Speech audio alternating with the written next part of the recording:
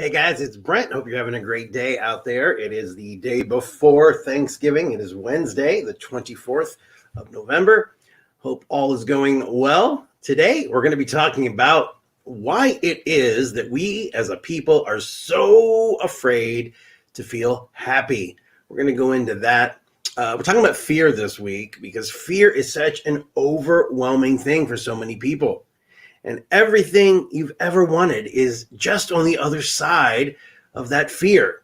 So it's important to know how to get past those roadblocks in your life. So let's jump right into it. All right. So many people struggle with fear, fear of success, fear of closeness, fear of happiness. Let's say your father suffered from depression and then ranted about the workplace being a dog-eat-dog environment where everybody has to watch his back. As a child, you, like all children, want to think of your father as intelligent and perceptive. You listened to him and thought that his worldview made sense. Even if you later realized as an adult that your father was very negative and he was always depressed, his impact on your own worldview may be very difficult to change. Now, although it's not rational, many people subconsciously steer themselves away from experiences where they feel good about themselves or where they end up feeling happy. But why is this? And what can we do about it? Well, let's talk a little bit about the root of fear, of success and happiness, because those are really the biggest: the fear of success, the fear of happiness. A negative or depressive worldview is often at the root of the fear of feeling good. There is a psychological phenomenon that they call confirmation bias. That means that people subconsciously seek out experiences that confirm the way they already think of themselves and the world. You see so much of that going on now, especially in politics. People are only getting the information that confirms their side.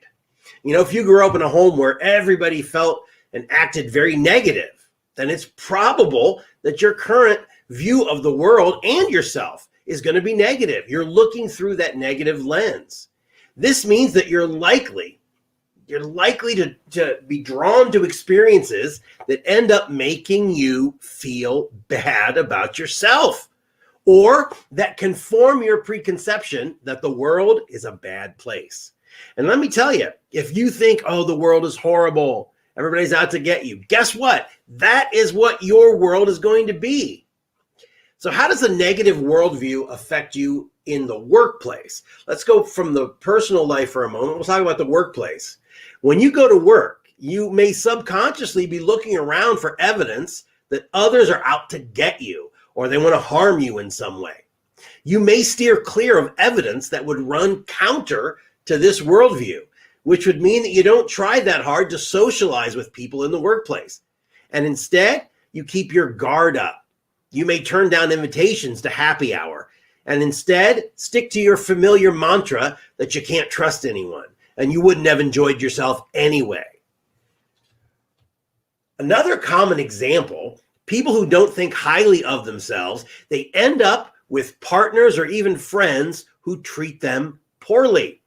If you think that you aren't deserving of respect or love, then you subconsciously are attracted to people who act disrespectfully and unkindly.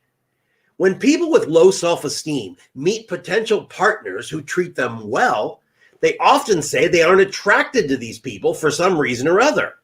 In actuality, the reason for the lack of attraction may be the fear of finally feeling happy, finally letting your guard down, only to be blindsided by rejection or failure.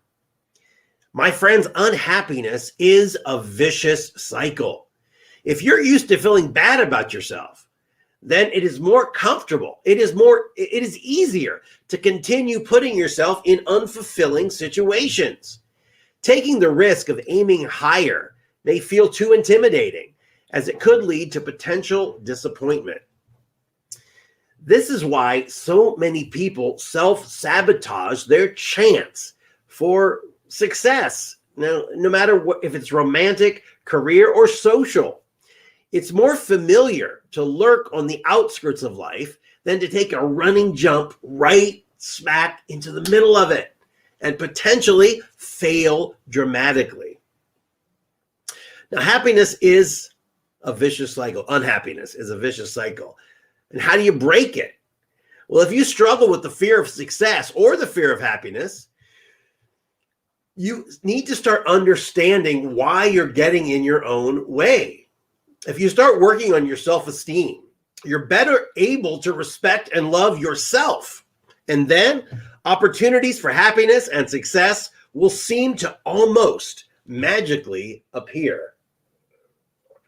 I want to tell you, though, this isn't magic. It's just the same opportunities that arise for everyone that have been there all along, but you were refusing to see them. You were refusing to act on them. And that's all the difference. It makes all the difference in the world.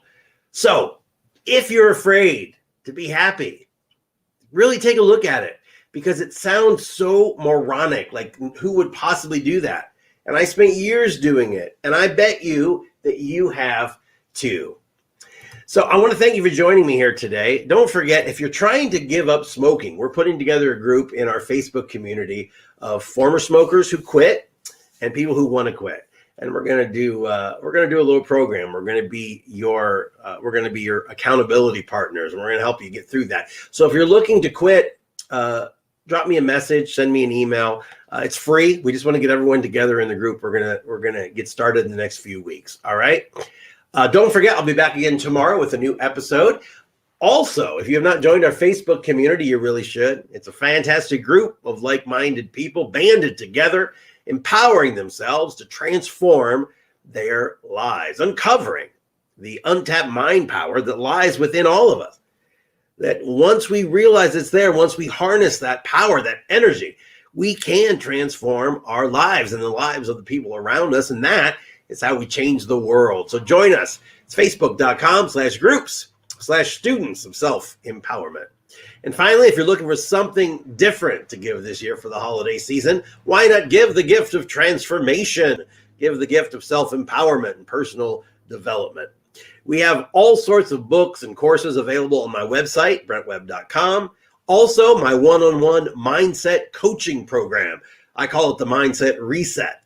Even the most successful people in the world have mentors. I do, and you should too, because we don't know everything. All of us are lacking in certain things, and we're abundant in others. That's why the most successful people in the world, they are successful because they understand that. The things that they're not quite as good at, they get coaches and mentors to work with. If you'd like some more information, go to brentwebb.com and take a look at my Mindset Reset personal one-on-one coaching program. We do it via Zoom, meet once a week for 45 minutes. They are recorded, the calls, you get to keep them. And we take your goals, what is important to you right now.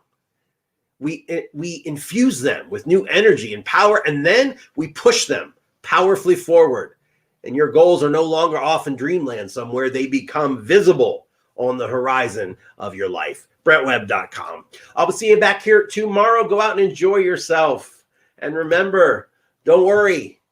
Be happy and feel good. I'll see you soon.